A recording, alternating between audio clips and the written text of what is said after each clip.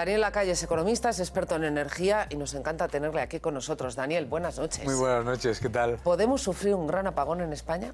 Se puede sufrir un apagón. La probabilidad... Un gran apagón, de estos de 2 días, La probabilidad 1, 3. es relativamente baja. Tenemos que recordar que lo que pasa en China no es un problema extrapolable a Europa. Lo que está pasando en China es que la mayoría de la generación eléctrica en China es con carbón, ¿verdad? En las empresas que generan electricidad con carbón tienen los precios limitados a sus consumidores, entonces como se ha disparado el precio del carbón, están perdiendo mucho dinero, están con grandes problemas para pasar ese coste y además están quedando sin dólares para comprar carbón en los mercados internacionales, ¿no? Entonces tiene muy poco que ver con los riesgos de los que hablamos aquí. El gobierno de Austria lo que hace es hablar de un plan B, ¿vale? Esto no es la primera vez que ocurre, ¿eh? Si recuerdas, en el año 2010, con las tensiones, ¿no?, con Rusia, también cortó el gasoducto que iba por Ucrania y dejó en pleno año nuevo a medio norte de Europa tiritando de frío. Bueno, tiritando no. Aquí... Siempre puedes poner un leño bueno en la chimenea. No seré yo el que vaya a defender a Rusia en general, ¿no? Pero no podemos olvidar una cosa, ¿no? En todo esto que estamos hablando, ¿vale? Rusia, por ejemplo, Gazprom, jamás ha faltado a un contrato suyo con un suministrador. Nunca. Los contratos que se tienen para el suministro de gas son contratos que se llaman take or pay, que sean contratos por los que yo pido una cantidad, ¿de acuerdo? Si la consumo, me la dan, y si no la consumo, la pago. ¿Por qué? Porque desarrollar campos de gas es caro, ¿eh? Entonces, ¿qué es lo que ha pasado aproximadamente desde el 2010 hasta ahora? En Europa se han reducido muchísimo esos contratos. ¿Por qué? Porque ha bajado mucho el precio del gas, ¿eh? Aunque ahora lo vemos subir, el precio del gas está a mínimos en términos reales de 50 años, ¿de acuerdo? Entonces, ¿qué es lo que ha ocurrido? Pues que nos hemos encontrado con una tormenta perfecta, porque mientras tanto, en ese periodo, hemos aumentado masivamente el porcentaje de energías intermitentes y volátiles, las renovables, ¿vale? ¿Y qué es lo que pasa? Las energías renovables funcionan alrededor del 20% del tiempo. Entonces, en una época en la que hay poco viento y las renovables funcionan poco, dependes mucho más del gas. Justo cuando llega el invierno, Rusia está llenando sus inventarios para su invierno, como hace todos los años desde hace décadas, y nos encontramos con un problema en Argelia, entre Argelia y Marruecos, con el gasoducto que viene hacia España. Pero el riesgo de momento está, no es pequeño, pero tampoco es, digamos, no se debe crear alarma, porque una cosa que nos olvidamos muchas veces en nuestros mensajes es que España, para una cosa que somos de los mejores del mundo, España es líder mundial, las empresas españolas, en contratación, compra y trading de barcos de gas natural licuado, pero líder mundial. O sea, tenemos además una de las mejores redes de regasificación y tenemos toda la arquitectura del sistema gasista en España puede funcionar también como almacenamiento. Por lo tanto, hay que ser prudente, hay que trabajar seriamente ante una cosa que es un reto importante, pero no entrar en esos anuncios ahí de ponga las velas en Navidad, ¿no? Vale.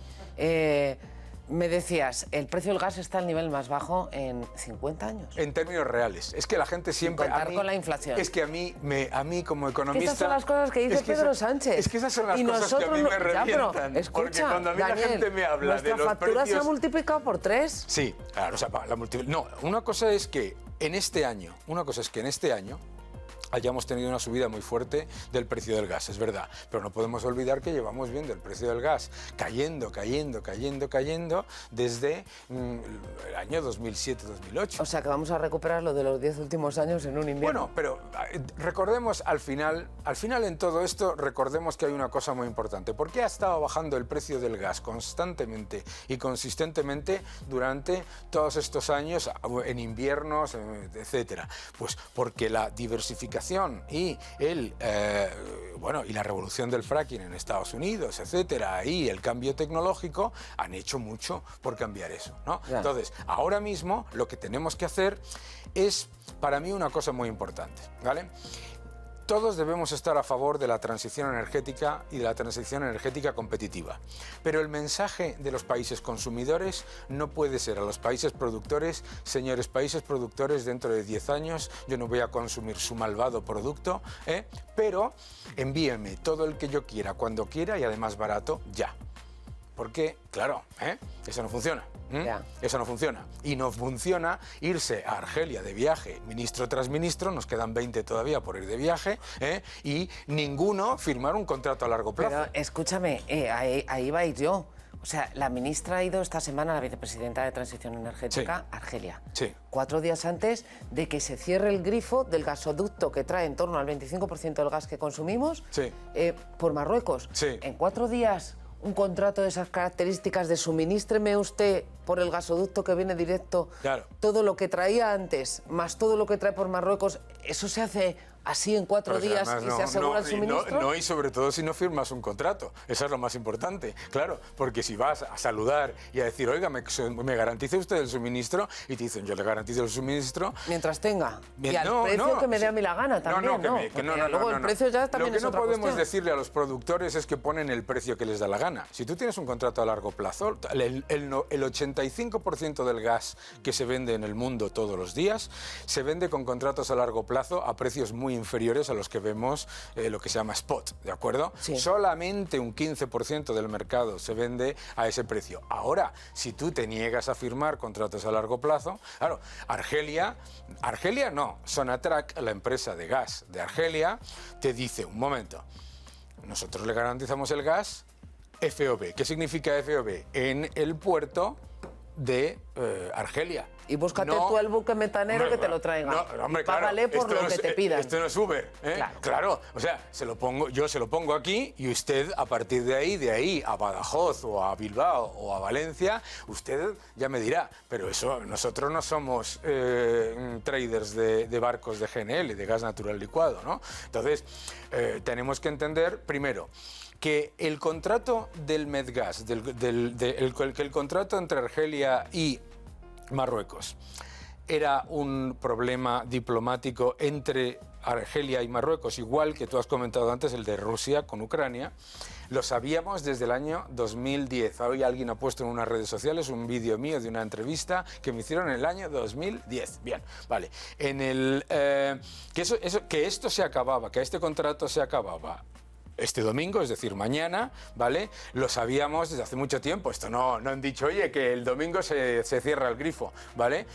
Que hay un gasoducto alternativo, que es el que va directamente desde Argelia, va desde Argelia a Almería, también lo sabemos, pero que mueve la mitad, no la mitad, pero un poquito menos de un 40% menos que el que iba por Marruecos, también lo sabemos. Entonces, lo que deberíamos haber estado planteando desde hace tiempo es, entre el gobierno, Enagas, las empresas de gasistas, etcétera, es un plan serio, normal, de cuál va a ser la política para traer barcos a España en invierno. Vale, entonces, a lo mejor vamos a pagar mucho más, porque vamos si hay que traerlo seguro. En barco, seguro, nos va a costar más, porque claro, además hay pocos barcos, hay cadenas de suministro rotas. Sacado China, claro, los chinos tienen el problema con el carbón, entonces dicen, yo compro cualquier barco que haya por ahí al precio, y por supuesto, esto es oferta y demanda. Si tú tienes un barco de camino de Qatar a Almería y en el camino se intercambia el bill of lading por el 30% más de precio, eso no. De repente iba a Almería y se va a Pekín. Bueno, lo puedes hacer. No, pero lo puedes hacer. Yo me he dedicado 8 años de mi vida al trading precisamente de estos barcos. Tú, en un cargo que sale de un puerto hacia otro, en el camino oye, puedes llegar a un acuerdo y desviarlo a otro sitio. Nosotros lo hemos hecho muchas veces, los españoles. Sí, claro, todo eso es a golpe de talonario que ahora lo que nosotros pelados. no podemos pedir, es lo que te decía yo antes. Lo que nosotros no podemos pedir a los países productores es que gasten miles de millones de dólares anuales en producir, desarrollar sus campos de gas y que nosotros no les vamos a consumir ese gas nunca más dentro de 10 años, por otro lado, que es un objetivo absoluto y totalmente imposible, ¿de acuerdo? Pero en cualquier caso, que lo que tú tienes que llegar es introducir en el diálogo sobre la transición energética competitiva a la industria, que es a la que se le ha echado del diálogo. Y ahora estoy leyendo, venía de camino leyendo, que se le pide ayuda a Shell, a Exxon y a British Gas, que sigue estando en Shell. Claro, y dices, bueno, gracias, porque llevo 9 años escuchando que soy el demonio, ¿no? Entonces lo que tenemos que hacer es, oye, pues ser realistas y entonces se encuentran soluciones. Y hay soluciones, porque hay soluciones. Se puede traer el gas de muchos sitios, se puede traer el gas de Estados Unidos.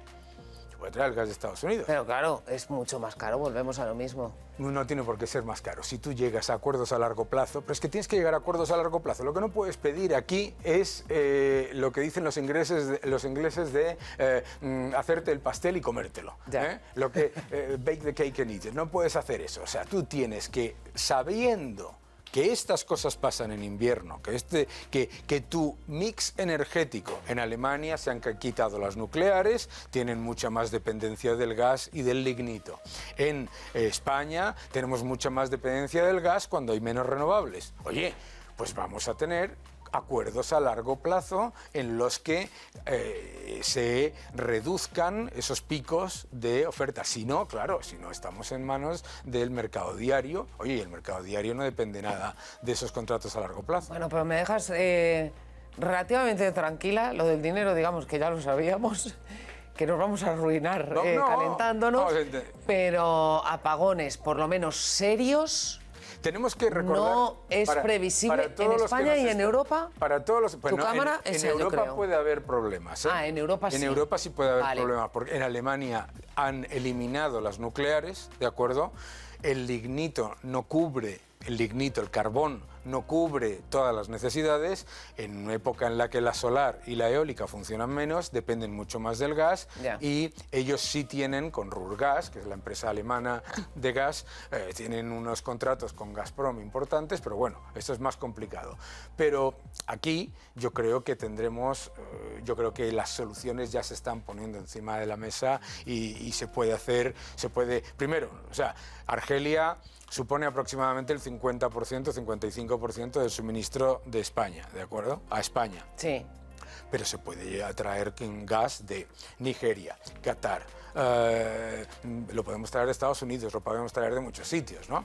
Y lo que deberíamos no haber hecho, que hace ya 7 años que lo alertamos algunos por escrito, es no prohibir desarrollar las reservas de gas que tenemos en Europa.